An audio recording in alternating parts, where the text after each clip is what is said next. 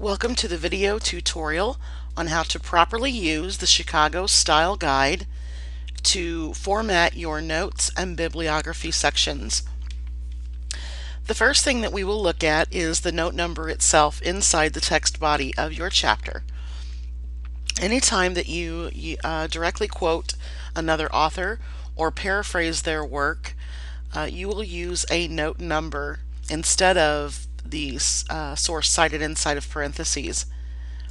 As you will notice, the note number appears after the punctuation, always. The note number is in Times New Roman 10-point font, superscripted. Now normally this happens when you use the insert endnote command. Automatically the font is set to the same font that you have used throughout your chapter, and the number is automatically superscripted. But just in case it isn't, this is the superscript key, the button up here.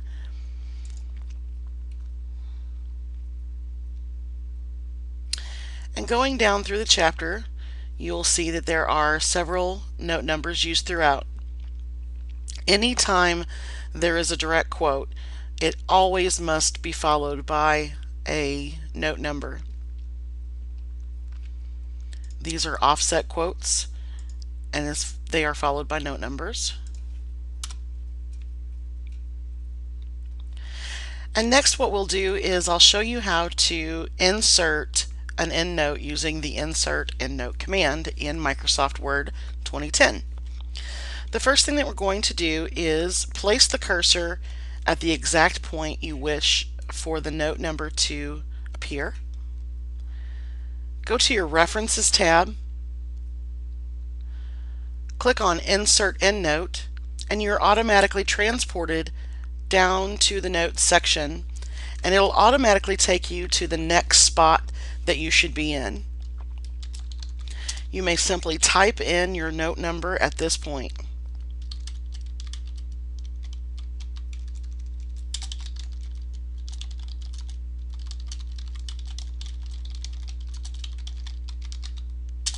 Alright, now that we've typed it in, all you have to do is double click on the note number in the notes section, and it takes you right back to where you started. The next thing that we will look at is how to remove that underline from underneath the word notes and at the top of your notes and bibliography section pages. The first thing that you will want to do is go to the View tab, change your view to Draft, then click on the References tab, click on Show Notes, and your Notes section appears at the bottom. Use the drop-down box and select EndNote Separator. Simply highlight the line and use your Delete key. Now normally when I do this, I go back to the Home tab and I change the font over to the normal font that we use throughout the chapter, which is Times New Roman, and note section entries all should be in 10-point font. And all this does is shore up the line that occurs between the word notes and the first end note.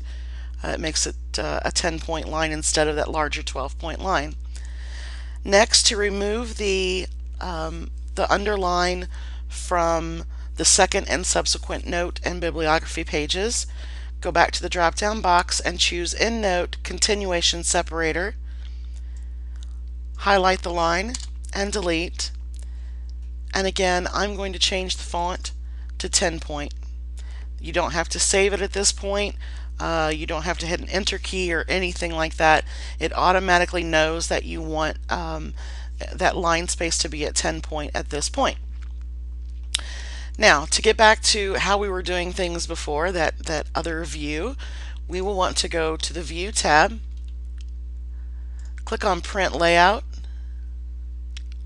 and now you see we are back to where we were before, and the underline is gone from under the word notes and at the top of the next pages.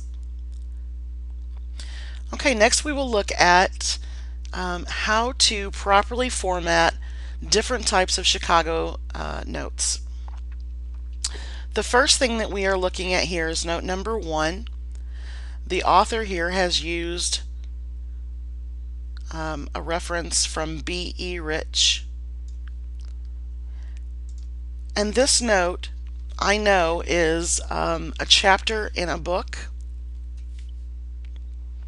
And the way I know this is that the title of the chapter is inside a parenthesis, quotation marks.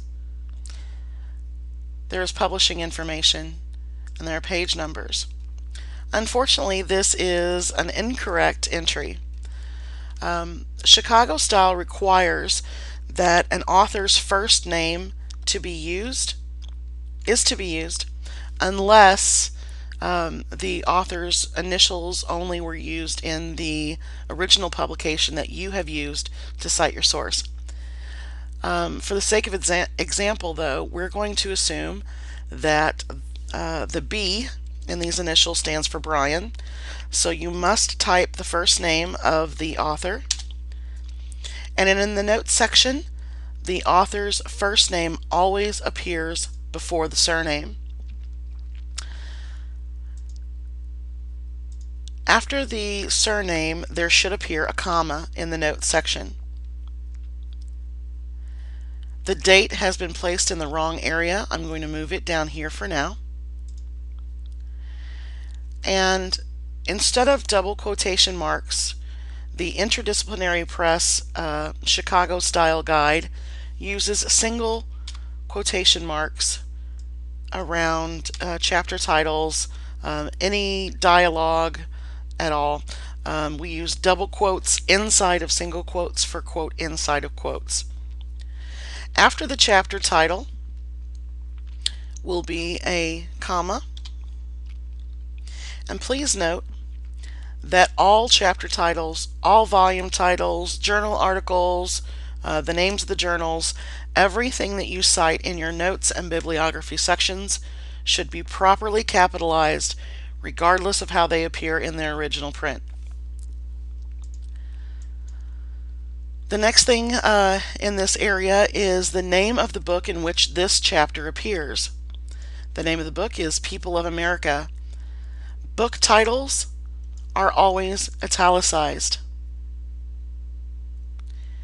Now, in Chicago style, there is no punctuation that follows the chapter or volume title.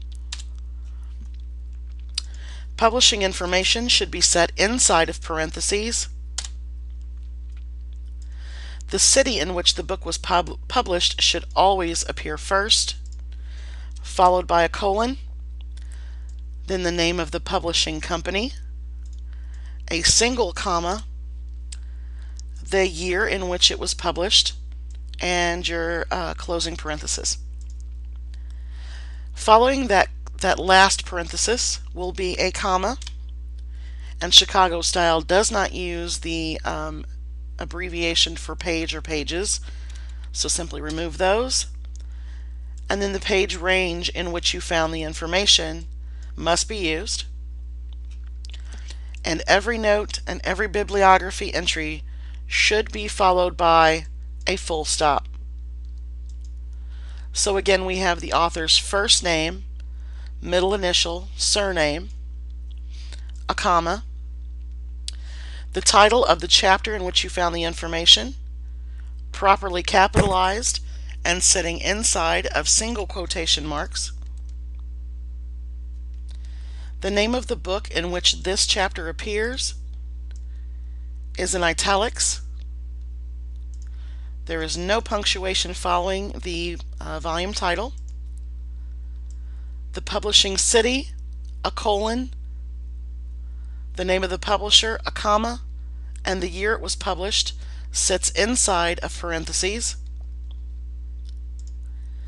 That last parenthesis is followed by a comma, and then the page numbers on which the information that you have found that you're using to cite your source. And that is a chapter in a full volume. The next type of note is simply an informational note.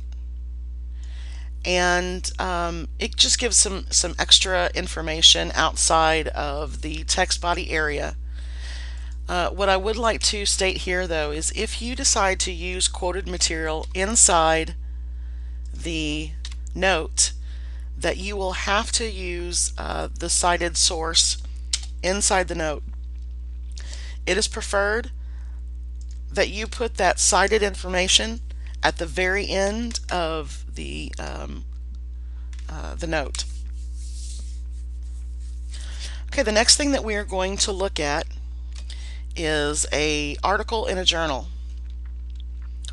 Again, we have the author's first name followed by the surname, the title, also a comma, the title of the article inside of single quotation marks, properly capitalized. The comma will go inside of the final quotation mark. The name of the journal is next, and it will always be properly capitalized and appear in italics. There will be no punctuation that follows the name of the journal. And in this case, in the case of using Chicago style, you do not use the word volume. You simply follow the name of the journal with a blank space and the journal's volume number. There are two different ways that we will allow you to do the number if there is an issue number on the journal. One is to use an abbreviation for the word number at NO full stop, a space, and then the issue number. Or the preferred way would be to simply add a full stop between the volume number and the issue number. Again, there is no punctuation after the issue number or volume number if there is no issue number. The date of the publication will appear inside of parentheses. And for journal articles, you will follow that last parenthesis with a colon,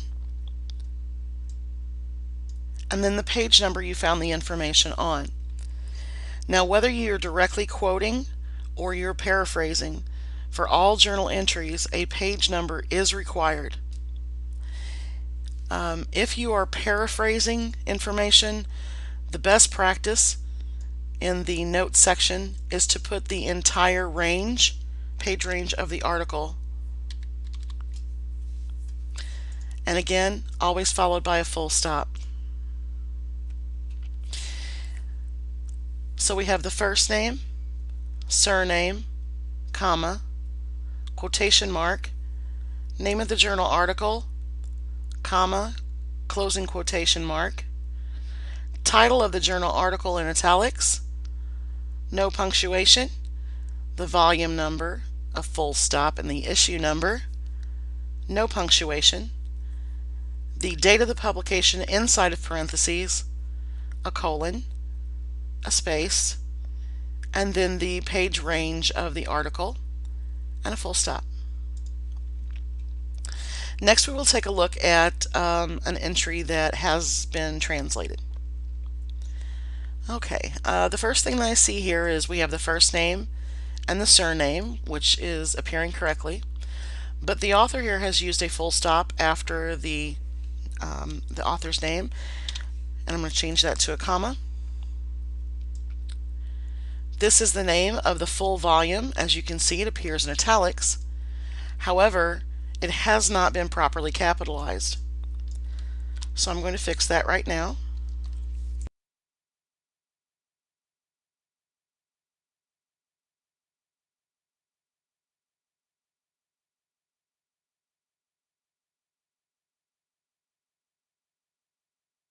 Okay, and as you will notice, in this case, when we have a translator, the title of the volume will be followed by a comma. Then you will type TRANS full stop, and it looks to me as if the name has been spelled wrong for the editor. This information can be looked up by placing this inside of a Google search window, and more than likely you will find this volume. Well, maybe not this volume since this is a fake example, but chances are you will find the volume that you're looking for to make sure that the names are spelled correctly. Notice that we do not follow the translator's name by punctuation. Again, the publishing information is going to appear inside of parentheses. City, colon, name of publisher, comma, year of publication, closing parenthesis, followed by a comma, a space, then the page number that the information was found on, and a full stop. So again, this is a volume that has been translated. The author's first name, surname, comma, title of the volume in italics, followed by a comma and a space, the abbreviation for the words translated by, which is TRANS, full stop, the first name and surname of the translator, a space with no punctuation, publication information inside of parentheses, a comma, a space, page number, and full stop. Now the next entry, which is note number 5, is telling me that the source used for this particular bit of text is exactly the same as the one above it. The only difference is the page number. And in Chicago style, you may use the abbreviation IBID. The abbreviation IBID is always capitalized, always followed by a full stop and a comma, a space, the page number on which the information was found for that particular reference, and a full stop. Next, it appears that we have a reference that is a full volume, because I see no chapter title separations here, no quotation marks to mark that it's a chapter.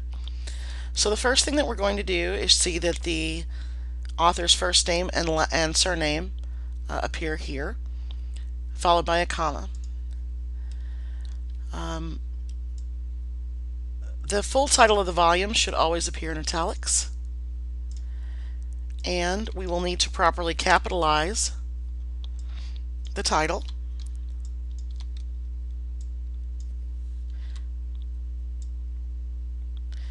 And again, there should not be any punctuation following the title of the full volume. The information for the publishing should be inside of parentheses, which is the town in which it, or city in which it was published, the colon, name of the press, a comma, and the year of publication, closing parenthesis, followed by a comma. Again, Chicago style does not allow for the abbreviation for page or pages, the page number, and the full stop.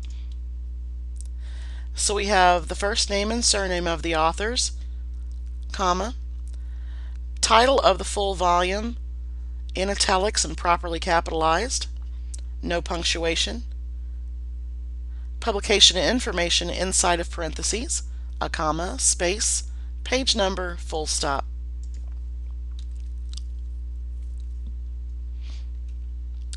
The next entry I will fix, as it looks like it is also a full volume entry,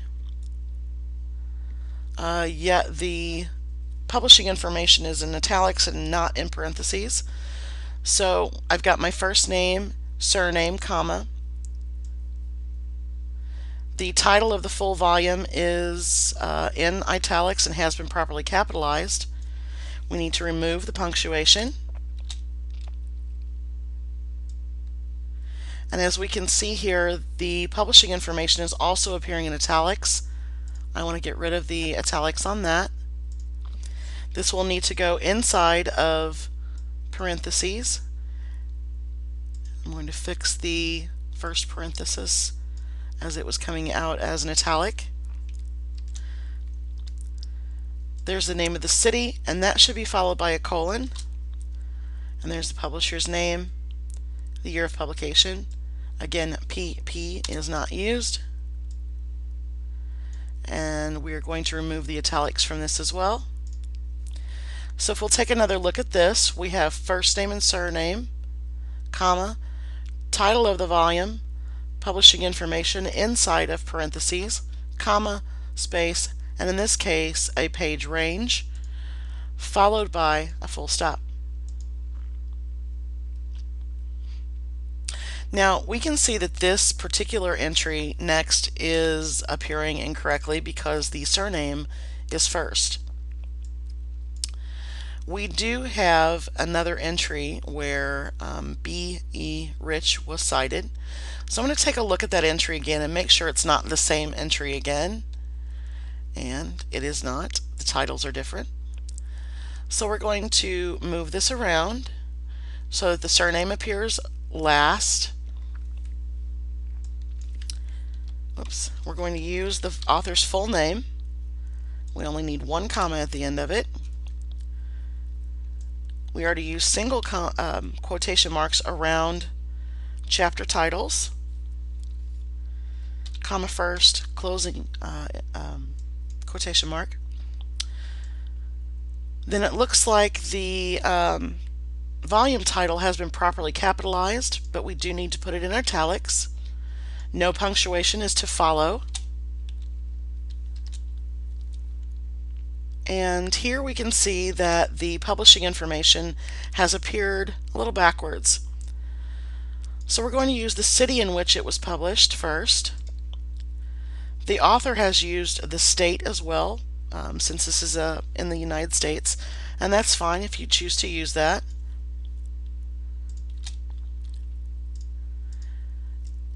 The city of publication is to be followed by a colon. And we see that the author here has used the abbreviation for the publisher, and Chicago Style prefers that you do not use the abbreviation but instead spell out the words. So in this case, Dartmouth University Press will be spelled out, comma, year of publication, closing parenthesis, a comma. We're going to get rid of the page number abbreviation, and our entry is done. So again, we have first name, middle initial if available, surname, comma, title of the chapter inside the volume goes in single quotation marks, the title of the volume in italics, no punctuation, publication information inside of parentheses, comma, space, page number, and full stop. It appears that the next entry is also using Brian E. Rich. It's exactly like the entry above it. Again, IBID is always capitalized, always followed by a full stop and a comma, a space, no abbreviation for page, page number, and full stop.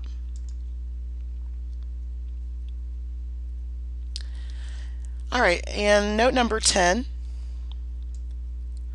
we see that the name of the author has been properly inserted using the first name followed by surname, but we need to switch this over to a comma. The chapter title is inside of single quotation marks. It has been properly capitalized. The name of the full volume will need italics. No punctuation. Again, we need to spell out the full word for the publisher. It was followed by the year of publication. And in this case, there may not be any page numbers available, as the author has used the Kindle edition of this work in order to cite their reference. And that's okay. All you need to do is type in the words Kindle edition which signals that page numbers are not available, and follow it by a full stop.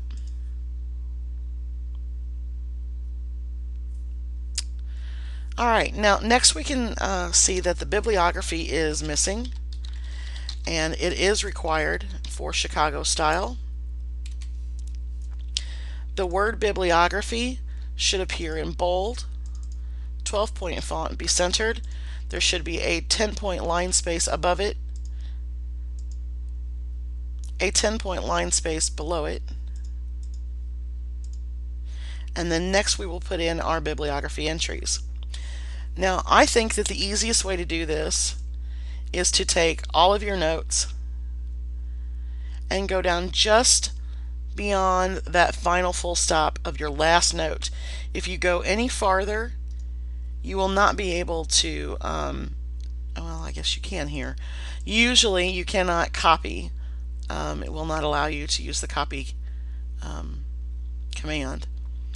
So we're going to right click, hit copy, go down to that blank, that first line under the blank line under the word bibliography, and simply paste. Okay. Now we're going to remove all of the note numbers. This is not a note, a source. I'm sorry, it is a note, but it's not a source. We're going to get rid of that. I'm just now removing all of the note numbers.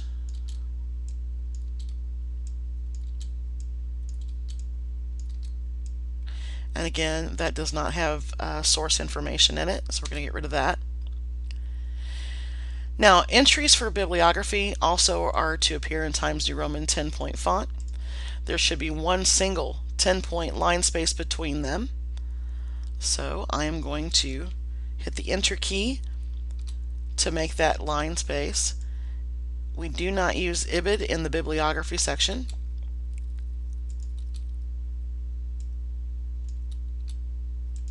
Okay, and now we have all of our bibliography entries.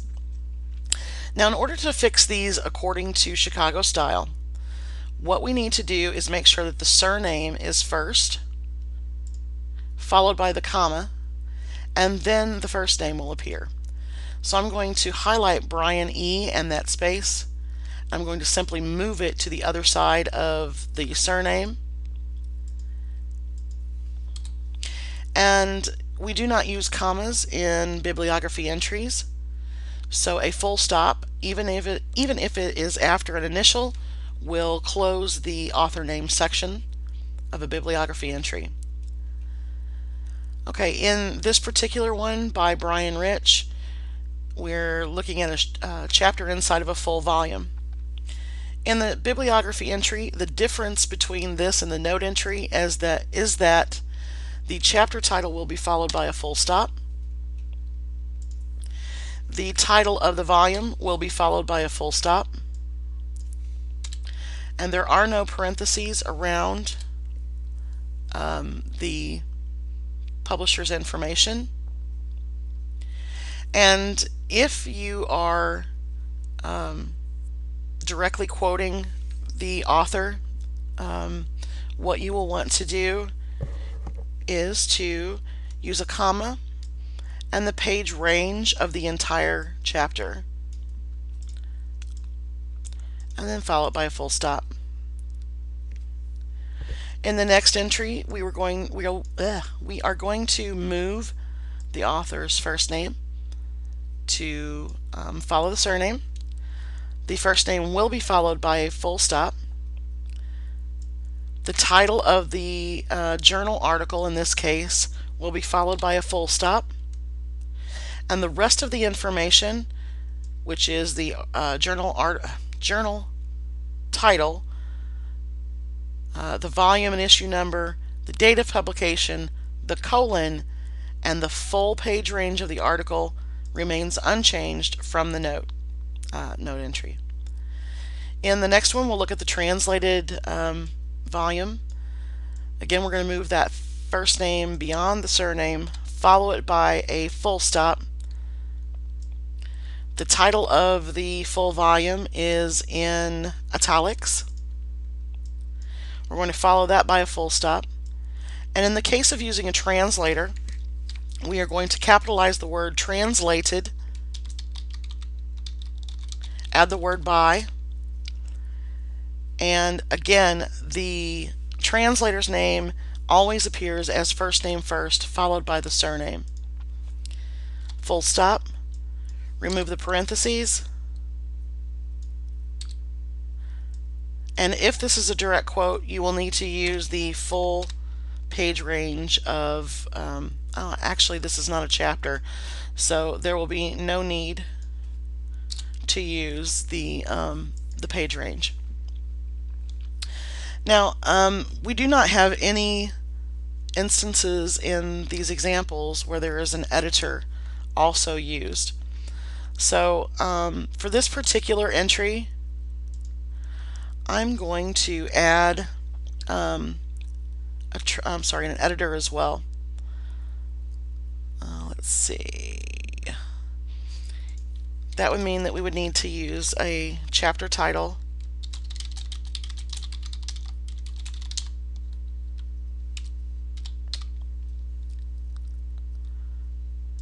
okay. Now let's say, for instance, that Nancy Poultry-Wise is the author of a chapter inside of an edited volume. What you're going to do is use the chapter title inside of single quotation marks, followed by the full stop. The title of the full volume will be in italics, followed by a full stop. And let's say that Jeremy Kahn also has edited the volume. So after the words translated by Jeremy Kahn, we will add a comma, and the words edited by, a comma, and then in this case you will need the full page range of the chapter in which it appears. Full stop, publisher's information, and a full stop.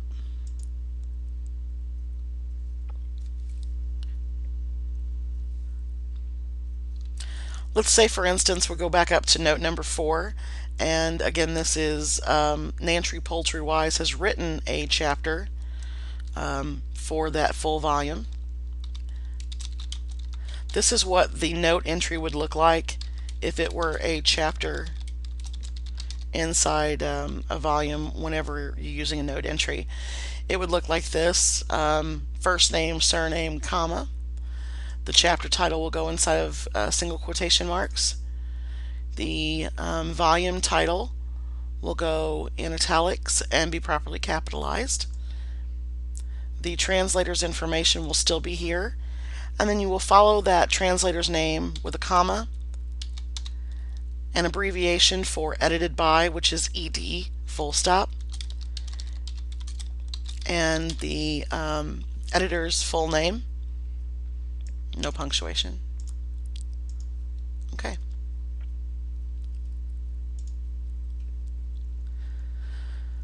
Let's see. For the Carrie Middleton entry, the only thing we really need to do here is move her name around. So the surname is first. We follow the author's first name by a full stop. The title of the full volume is in italics. We follow that by a full stop. Remove the parentheses and remove the page number.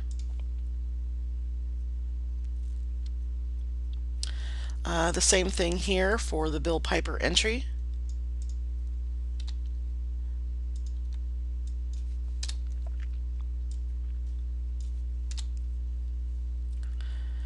And then the second Brian Rich entry. We move the author's first name and initial over behind the surname. It ends with full stop. We're going to change the title, the punctuation in the chapter title, to a full stop. That remains the same. We follow the volume title by a full stop, remove the parentheses and the page number. And in this last entry, we're going to move the first name over, add a full stop, change the comma in the chapter title area to a full stop, Add a full stop after the title. Remove the parentheses. Place a full stop past the date and go ahead and leave the words Kindle Edition in. Now we're almost done, but what we need to do at this point is bibliography entries must be properly alphabetized. So as we can see, the first appearing entry should be Carrie Middleton. So you will want to highlight both lines and that blank line space. Move it up, move your cursor up just before the first entry, and you have now moved it and the line space. It looks like our next entry will be Bill Piper, Nancy Poultry-Wise,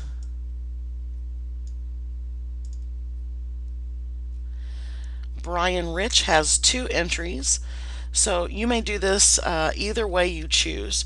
You can put this in by the date of the publication or by the title of the chapter as it follows the author's name.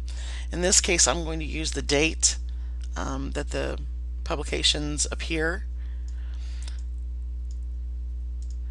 And now you can see that our bibliography entries are in alphabetical order.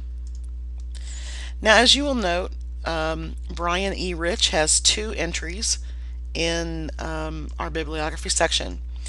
And you may use an abbreviation for the second and subsequent times that an author's name appears, as long as the author's name appears alone.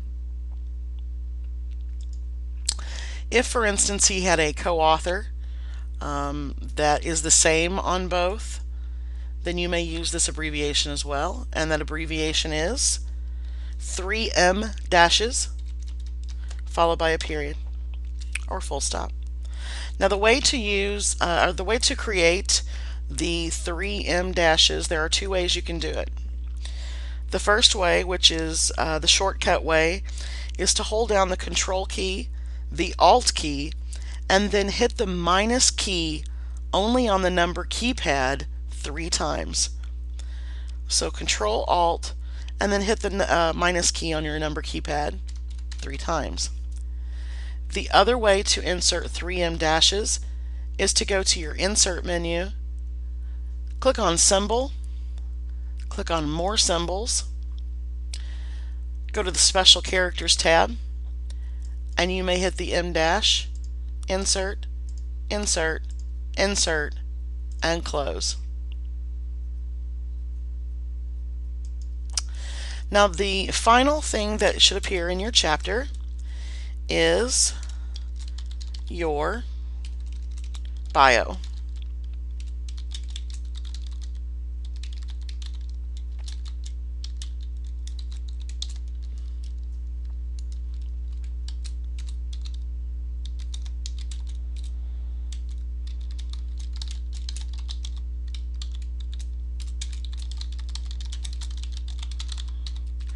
When creating your author's bio, please make sure that you use no more than 3 to 4 lines. You may give any information that you wish your readers to read. It is up to you whether you add contact information inside of it or not. But please note that ID Press and ID Net are not responsible for any type of spam mail that you may get by someone clicking on your contact information. And that concludes our video tutorial on how to properly format notes and bibliography entries. And again, if you have any questions, you may contact me at lhoward@inter-disciplinary.net.